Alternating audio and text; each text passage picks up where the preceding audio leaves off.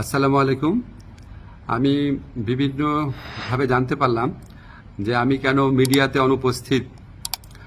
এটা নিয়ে সোশ্যাল মিডিয়াতে বিশেষ করে বিভিন্ন জল্পনা কল্পনা হচ্ছে এবং কেউ কেউ এই ধরনের আজগুবি কথাও বলছেন যে আমি নাকি বিদেশে চলে যাচ্ছি। আমি সবাইকে আশ্বস্ত করতে চাই যে এই ধরনের কোনো পরিকল্পনা এমনকি চিন্তাও আমার মাথায় নাই, প্রশ্নই আসে না।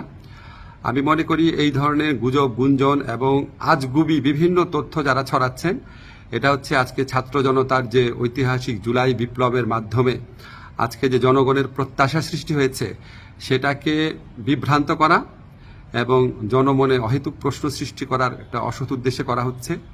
আপনারা কেউ বিভ্রান্ত হবেন না।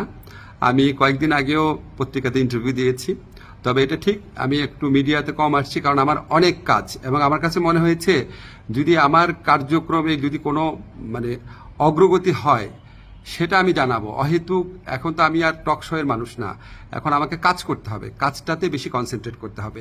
তো আমার প্রবাসী কল্যাণ মন্ত্রণালয় এবং আইন মন্ত্রণালয় দুই ক্ষেত্রেই কিছু অগ্রগতি হচ্ছে। অল্প কিছুদিনের মধ্যে আপনাদেরকে অগ্রগতিগুলো জানাবো।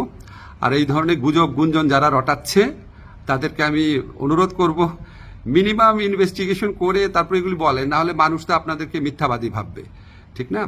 এগুলি করা উচিত না। বাংলাদেশকে একটা নতুন বাংলাদেশ গড়ার জন্য, রাষ্ট্র সংস্কার করার জন্য আপনারা বরং পজিটিভলি আমাদেরকে সাজেস্ট করবেন, ভুল হলে বলবেন। একদম সম্পূর্ণ আপনার আজগুবি, একদম অবিশ্বাস্য, অকল্পনীয় তথ্য এগুলি দেওয়া তো কোনো মানে হয় না, এটা এক ধরনের চরিত্র হননও। তো এগুলি করা ঠিক না।